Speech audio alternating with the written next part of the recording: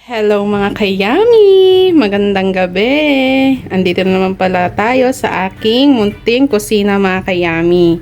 At ayan, magluluto pala ako ngayon mga kayami ng sinabawang tuna. At lalagyan ko rin pala siya ng pang-asim na kalamansi. Ayan. At ayan pala mga kayami. Ihanda ko na pala yung iba nating mga ingredients katulad ng tuna. Ito pala yung ating tuna.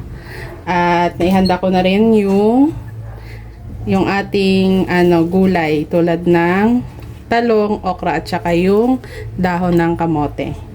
Ngayon mga kayami ay hihiwain ko lang yung luya, tsaka sibuyas at kamatis para ilalagay na sa ating sabaw bago siya pakuluan. Ayan, at hiwain ko lang siya mga kayami. Hindi ko na siya gigisahin mga kayami, ida-direct ko na lang siya para hindi naman mamantikang ating pagkain ngayon.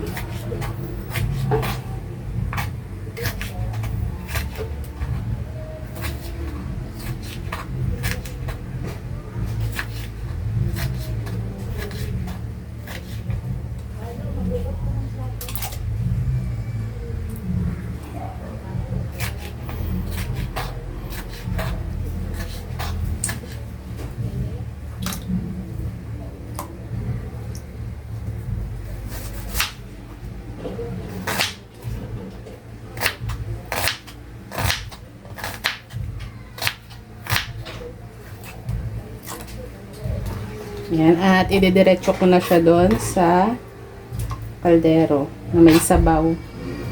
Pagkatapos niyan ay isasalang na lang siya sa apoy.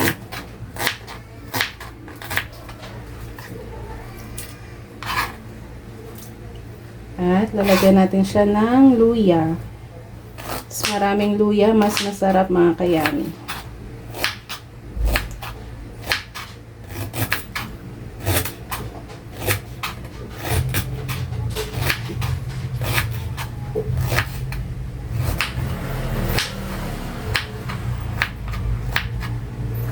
Ayan, at tapos ko na siyang hiwain. Ngayon naman ay isasalang ko na siya at pakukuluin.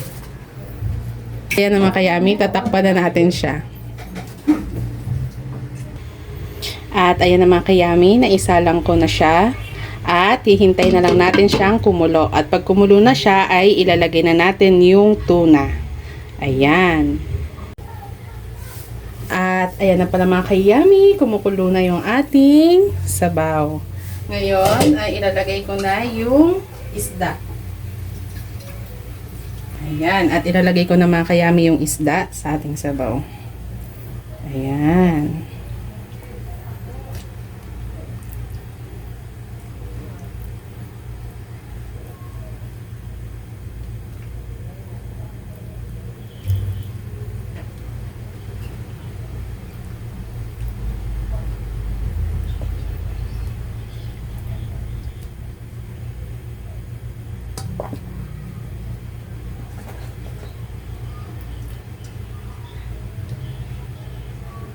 Ayan, at nailagay ko na lahat mga kayami. Sunod naman ay ilalagay ko na yung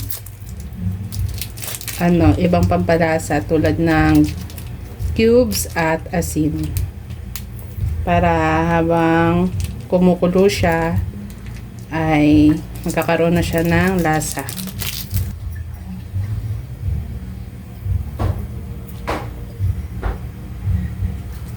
Depende mga kayami kung gaano karaming asin ang inyong ilalagay.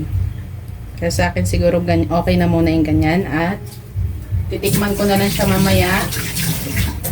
At pag kulang pa yung kanyang lasa ay dadagdagan ko na lang siya. Ayan, at haluin lang natin siya at pakukuluin. At pag kumulo na siya, sunod na natin ilagay yung mga gulay tulad ng okra at talong. Ayan.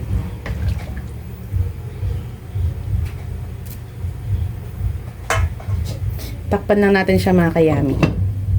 At hintayin na lang natin siyang kumulo ulit. At yan na pala mga kayami, kumukulo na siya. Ngayon naman ay ilalagay ko na yung ating gulay. Ilalagay ko na yung okra at yung talong.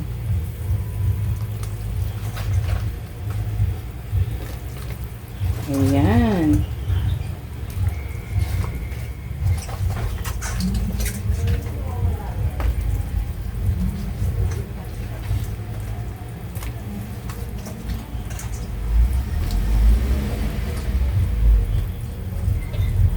At ilalagay ko na rin pala mga kayami yung sili natin. Ayan. At haluin lang natin siya mga kayami. Ang bango ng amoy niya mga kayami.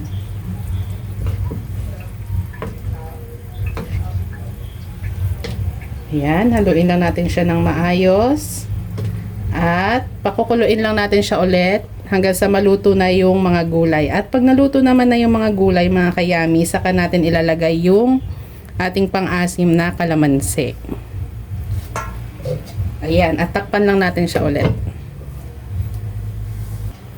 At ayan na pala mga kayami, kumukulo na yung ating sinabawan. Ngayon naman ay titingnan natin kung luto na ba yung gulay. At ayan, luto na rin yung gulay natin, pati yung okra, at yung talong luto na rin. Ayan. Sunod naman mga kayami ay ilalagay na natin yung ating pang-asim na kalamansi.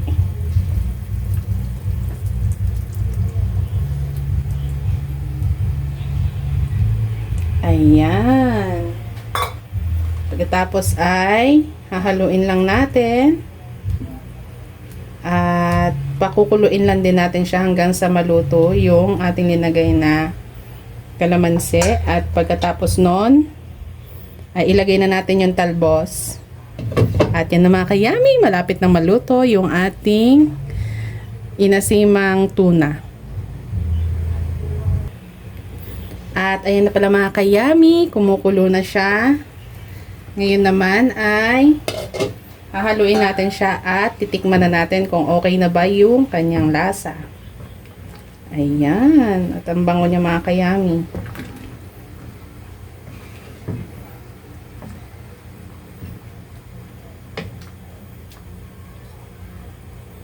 Ayan. At tikman na natin kung okay na ba yung kanyang lasa. Ayan. At tama lang yung kanyang lasa mga kayami. Ngayon naman ay ilalagay ko na yung ating talbos ng kamote. Ayan. At haluin lang natin siya ulit mga kayami at pakukuluan na lang ng konti. At luto na yung ating sinabawang tuna mga kayami. Ayan. Kuluan na natin siya mga kayami ng konti.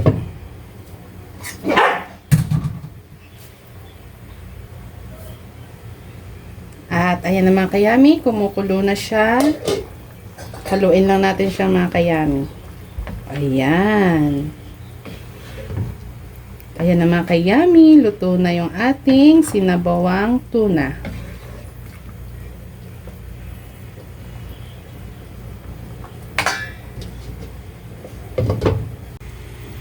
At ayan na mga kayami, luto na ang ating sinabawang tuna.